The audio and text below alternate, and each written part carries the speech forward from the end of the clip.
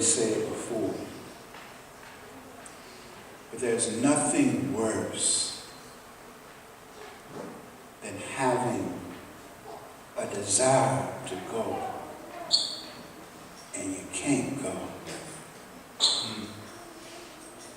because you're frozen.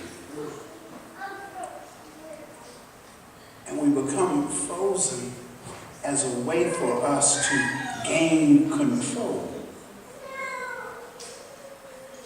I mean, isn't that what folk tell us when we find ourselves in a panic, when we find ourselves in a fearful state? Isn't that the words of advice that folk tell us to deal with it? At best, if they deal with it in any kind of way, they just say, just get yourself together. Get yourself under control.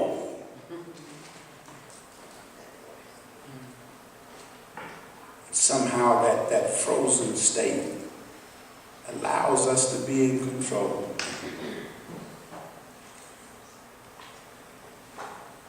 When Trey was little, I used to set Trey in my lap and we would sit sometime in the driveway and I would let Trey pretend like he was driving the car.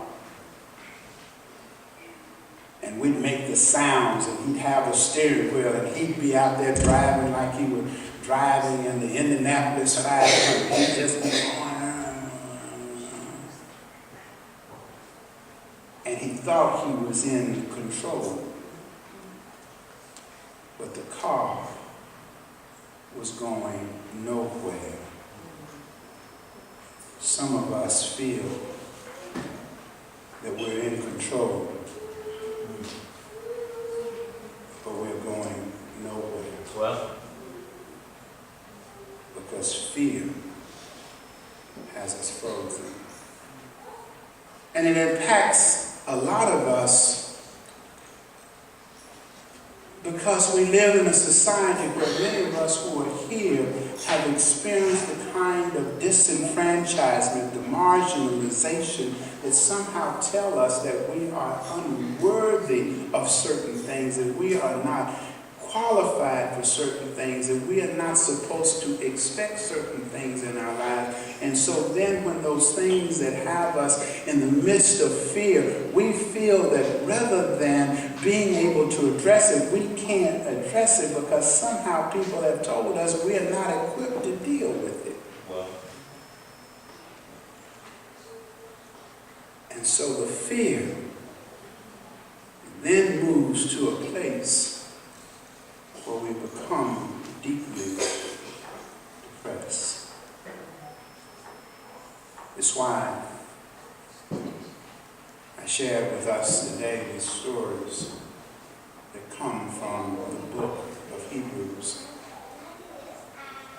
It really was a letter, but I think it was more probably a sermon that had been transcribed because it dealt with a preacher that was preaching and teaching to a congregation that was a lot like our congregation. It was a congregation that was dealing with a sense of fear and an apprehension, not really sure what is coming next. It was a congregation that had formed and anticipated that Jesus was coming back soon, but it has now been some time. Folk are giving up the hope that Jesus would return. They're wondering now, how is it that they're going to deal with the issues and the problems in their society and the problems in their own lives? They're questioning. There are floods going on and nobody is there to offer any assistance, that they find themselves in the midst of unemployment. They find that their schools are being underfunded. They're in the midst of a time and wondering, well,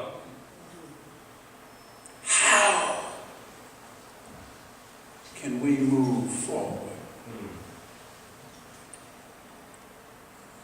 We got some people in here for whom they are afraid of tomorrow.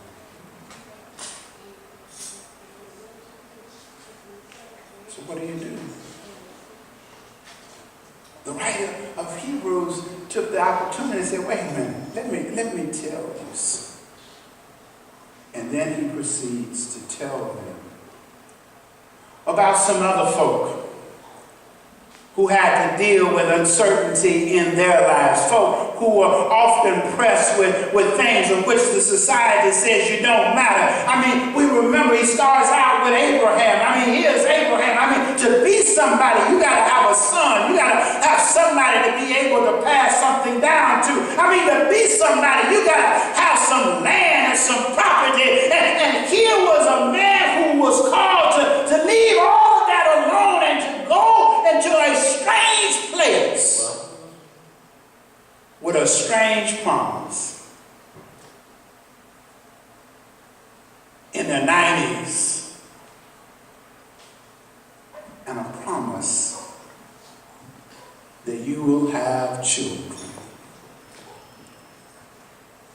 And then he goes through and he gives a whole litany of folk who had and who heard the promises of God that called them from a place of complacency, that called them to move forward, to be able to deal with their fear of marginalization and being left out, of calling them to a new place, a new beginning.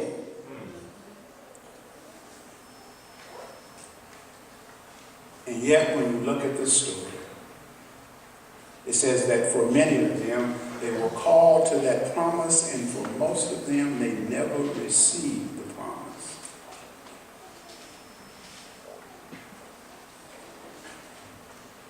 How can we move forward? How can you go to the campus of Vanderbilt and teach in the class with you're uncertain about whether or not you will receive your tenure? How can you move forward when it doesn't appear like that the promise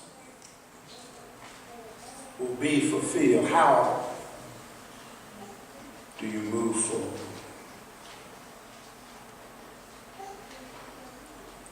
I know it is difficult for some of us sometimes, and even as we read, and I encourage you to go back and look over the book of Hebrews and look at it again and look at the people. And there are people in that we deal with their issues and deal with their fear, and they're not always great and powerful men. There are other folk in the story. I mean, they even go in the story and mention a prostitute who dealt with fear and welcomed in the strangers and protected them. Go back and read it. Well, but I know that for many of us, dealing with this whole notion of what the Bible says, and sometimes I know we come and you look at me and you say, you just don't know, Pastor, what I'm going through. And at times it becomes difficult for us to read and to hear the word of hope.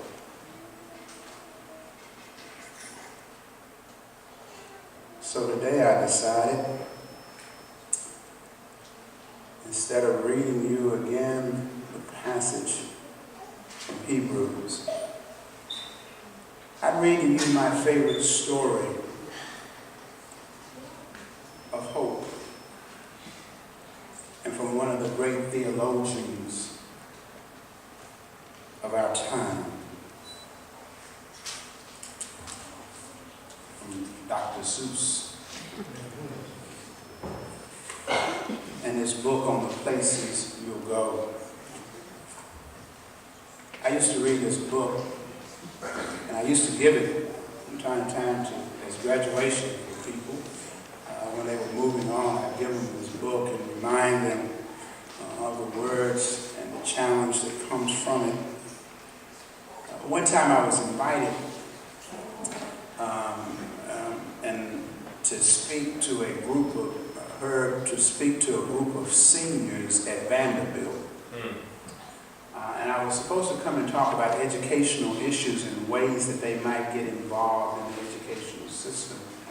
And so I had decided that I was going to take and read this book to them as a way of making it simple and helping them to understand. When I got to the campus, I was a little confused, you know, when I got the invitation, because the invitation took place in June, and I knew Garland, that school had already been released and they were going out. But I thought, well, maybe these are seniors who are working on some kind of a program or getting ready to, you know, get themselves together. And so this was going to be a word of encouragement as they got ready to go through their senior year. So I go over and I get the cafeteria and I'm going in and I'm looking. And I notice that there are not a lot of cars that are there, and I'm walking around and I don't see many young folk who are there, and I'm wondering, I mean, did I somehow get the wrong date? I mean, did I write it down? Am I late? Am I 2 months late or whatever? And then finally I found the cafeteria that I was supposed to go into, and when I got into the cafeteria, the seniors that I had been invited to speak to were not seniors in college, they were senior citizens.